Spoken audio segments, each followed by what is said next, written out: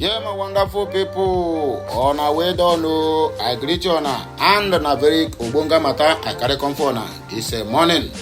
Anyway, make on remember, say, there is a new sheriff in town, and that sheriff, and be say we have a new campaign, that I would like each and every of my fans out there, please make sure you partake on it, because this is the way forward, and this is the only way we can let the international community and the world at large know what we the Biafrans are passing through in the hands of the so-called people of Nigeria.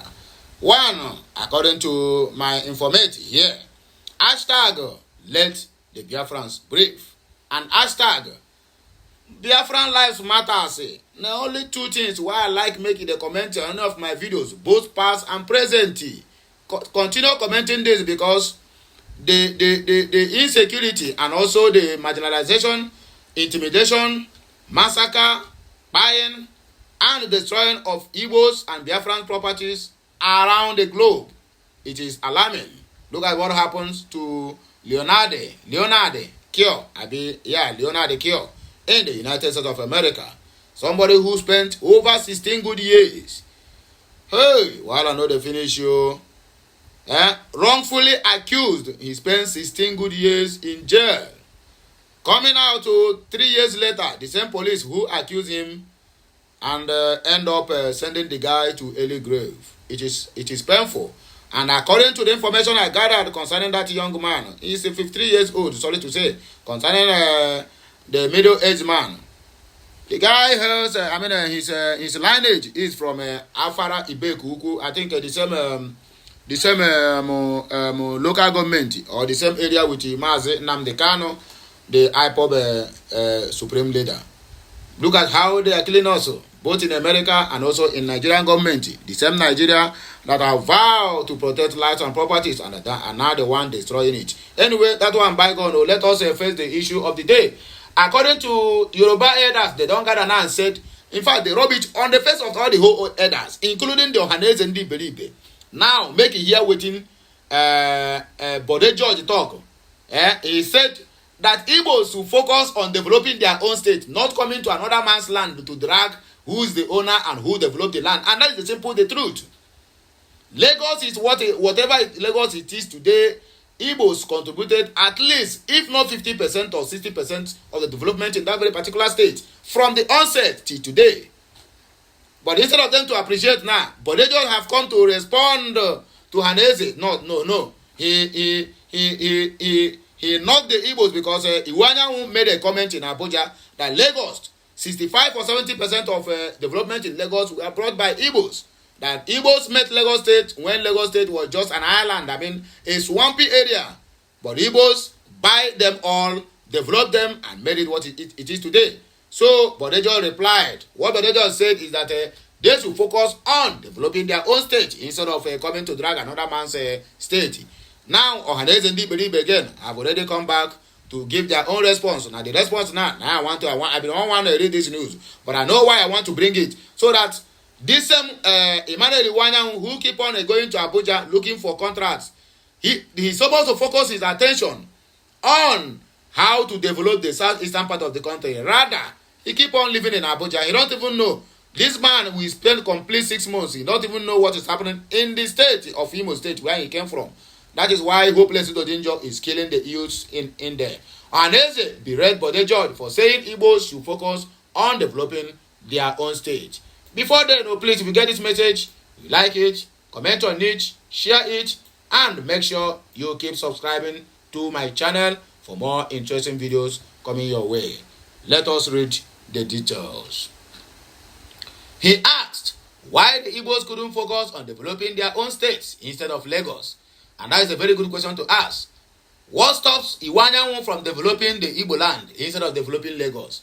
That is a very heavy question from Iwanya, from Bode George, the chieftain of the People's Democratic Party. The Apex Igbo Social Cultural Organization, Ohanaeze, Ndiara, Ohanaeze Ndi-Fulani, and Ohanaeze Ndi-Fulani, has berated Chief Bode George over his attack on the Igbo people whose houses and properties are being demolished by the Lagos State government. George, a former deputy national chairman of the People's Democratic Party, PDP, had in an interview said it was disheartening and unpatriotic that despite the challenges facing the country, it was who owns Lagos that some people were preoccupied with. He asked why the Igbos couldn't focus on developing their own state instead of Lagos state, or why Iwanyanwu could not do the same instead of coming to develop Lagos. Also, according to him, given the pervasive problem of widespread poverty among Nigerians, the subject shouldn't be the main focus of discourse. Well, Olubode George, our grandpa, well, you have a point there. You have a very vital point there, but we still need to keep the record straight that what is happening to the Biafrans and Igbos in Lagos is uncalled for. It is something that calls for international and national interference. Reacting in a statement issued on Monday by Ohanaeze, National Publicity Secretary Dr. Alex Obennayono, the Apex Igbo body, described Bode George's statement as unstatesman's and bigoted. Okay, this one na back and forth where we say Nigerians are wallowing in abject poverty. It noted that George's unsolicited support for the policies and programs of Governor Babajide Sanwo-Olu's administration was both curious and misdirected. It retreated the statement made by Ohanaeze President General Chief Emmanuel Iwanyanwu that when Lagos was elevated as the capital of Nigeria, it attracted persons, groups, and governments from all parts of the Nigeria across the world, like it's being done today in Abuja. The Igbo leader pointed out that Lagos is a federal capital, gave rise to multi-ethnic inflow, population explosion, and diverse economic activities, and commended the Igbo spirit of corporate social responsibility by adding values to whichever environment they find themselves, the statement reads in part.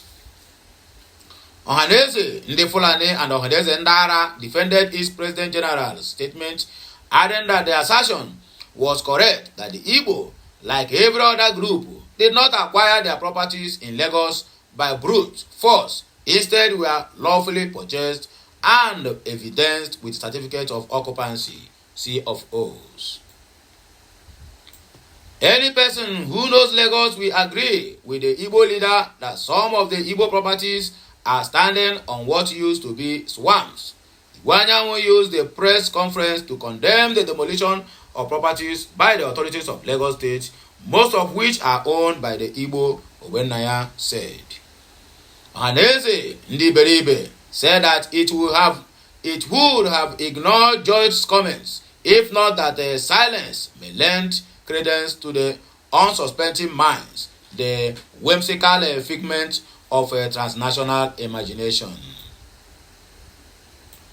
In the first place, the unsolicited support to the policies and programs of the Lagos State government led by Babajide Sanwo-Olu by Chief Bode George is both curious and misdirected. Otherwise, how will an elder statesman in the mode of Bode George query an ethnic group for their loyalty, allegiance, commitment, and development of the former capital of Nigeria? The George theory will also query why other Nigerians are obligated to the development of Abuja to give it the required international status for Bode George to suggest that the Igbo held by contributing to the development of Lagos is not only unstatesmanlike but a bigoted, narrow-thinking, and self-serving, but stands at variance with the ethics and decorum of a man who has benefited immensely from the corporate existence of Nigeria. Bode George alluded to the prevailing pervasive poverty in the country and, in his judgment, believes that the destruction of people's properties in Lagos is an antidote to poverty. Ohanaeze Ndi-Beribe has watched with dismay the selective vocality of Chief Bode George. When many parts of the Alaba International Market were destroyed, George was mute. He was nowhere to be found. When there was intimidation of voters in Lagos State, George was mute, among several others. Finally, the Igbo will remain broad-minded, hard-working, law-abiding, forward-looking, dynamic, and courageous, even in the face of daunting challenges, he said.